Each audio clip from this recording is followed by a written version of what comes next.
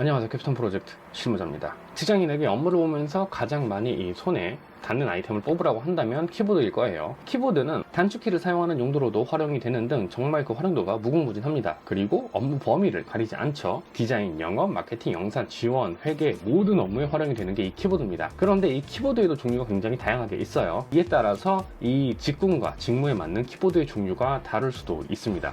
오늘은 그래서 이 직군과 직무를 기준으로 봤을 때 어떤 키보드를 사용하면 조금 더 업무를 효과적이고 효율적으로 볼 수 있는지 그 내용을 소개를 해드리려고 합니다. 참고로 오늘 영상에서 이야기하는 키보드의 종류는요, 기계식 키보드, 멤브레인식 키보드, 펜타그래프 키보드 이런 종류를 말씀드리는 게 아니라요, 키보드에서 제공하는 키의 개수에 따른 분류를 기준으로 해서 말씀을 드리는 거고요. 해당 영상은 가이드에 대한 내용이므로 특정한 제품명은 언급하지 않겠습니다. 또한 모든 키보드는 기계식 키보드를 기본적으로 추천을 한다는 내용을 깔고 이후에 진행되는 영상 내용을 시청해 주시면 좋을 것 같네요. 그러면 시작해 보도록 하죠.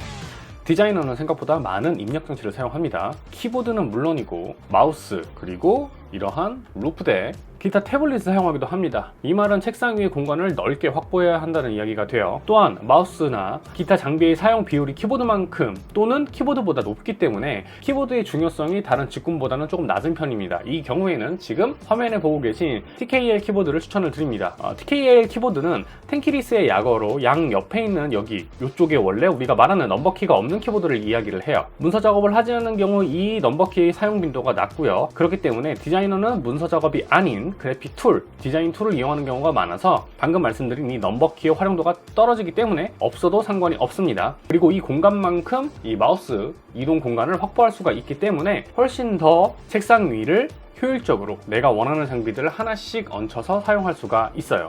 다음은 마케터 및 회계 업무를 보시는 분들이에요. 개인적으로 엑셀, 파워포인트를 가장 많이 사용하는 직무를 뽑으라고 한다면 마케팅 업무나 회계 업무가 아닐까 싶어요. 업무의 편의성과 퍼포먼스를 높이기 위해서, 그리고 정형화된 템플릿을 사용하기 때문에 단축키를 가장 많이 사용하는 직군이 바로 이 두 직군이기도 합니다. 문서 작업량도 많고요. 여기에 업무 효율을 더욱 증진시킬 수 있는 매크로 사용이 가능한 지금 화면에 보고 계신 이런 게이밍 키보드를 사용하시는 것을 추천드립니다.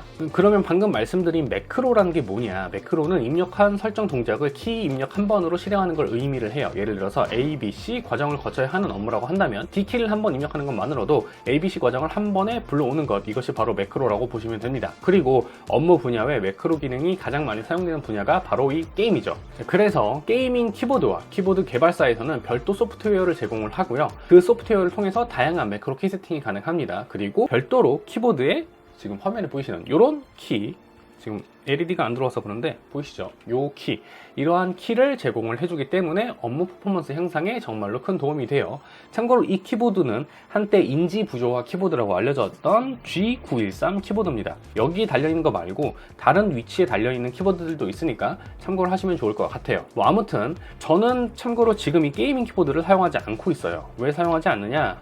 화면에 보이시는 이런 루프덱을 사용하고 있기 때문이죠. 루프덱 같은 경우에는 게이밍 키보드에서 제공하는 다양한 매크로 키 세팅이라든가 이런 것들을 제공을 해줘요. 그렇기 때문에 게이밍 키보드에서 매크로 지정을 하는 것보다 훨씬 더 다양하고 편하게 사용할 수 있어서 저는 사용하지 않습니다. 하지만 루프덱 같은 경우에는 별도로 구매를 해야 하기도 하고 루프덱 자체가 키보드보다 비싸기 때문에 그냥 그런 거 필요 없이 간단한 매크로 동작만 하면 된다라고 하시는 분들은 게이밍 키보드를 추천을 드립니다. 자, 그리고 다음은 외근직 같은 경우인데, 외근직은 이제 태블릿 PC나 노트북을 사용하는 경우가 많아요. 그래서 사실 키보드가 크게 필요 없지만 굳이 키보드를 들고 다니고 싶다라고 하시는 분들이라면 미니 키보드나 TKL 키보드를 추천을 드립니다. 일단 무선은 기본적으로 제공이 돼야 되고, 그리고 TKL도 진짜 따닥따닥 붙어있는 모델들이 있어요. 근데 그런 키보드는 사실은 사무실에서는 정말 쓰기 불편해요. 특히 업무를 볼 적에는 완전 불필요합니다. 그렇기 때문에 휴대만 편리한 제품을 찾으라 라고 한다면 방금 말씀드린 미니 키보드나 TKL 키보드들 중에서도 키가 많이 없는 그러한 키보드를 추천을 드리고요. 지금까지 키보드 종류를 알아봤습니다. 사실 이 이외에도 다양한 직군들이 있고요. 그만큼 거기에 맞는 키보드 종류도 다양하게 존재합니다. 하지만 대부분 일반적인 업무, 그러니까 문서 작업을 보는 경우는 이제 풀 키보드, 우리가 일반적으로 사용하는 패 넘버라 키보드가 있는 이 키보드를 사용하시면 되고요. 오늘 언급했던 직무를 보시는 직장인 분들만 TLK나 기능성 키보드를 오늘 소개드린 가이드에 맞게 선택을 해서 사용해 주시면 됩니다. 그러면 오늘 영상은 여기까지 하고요. 지금까지, 그리고 앞으로도 저는 캡스톤 프로젝트 실무자입니다. 감사합니다.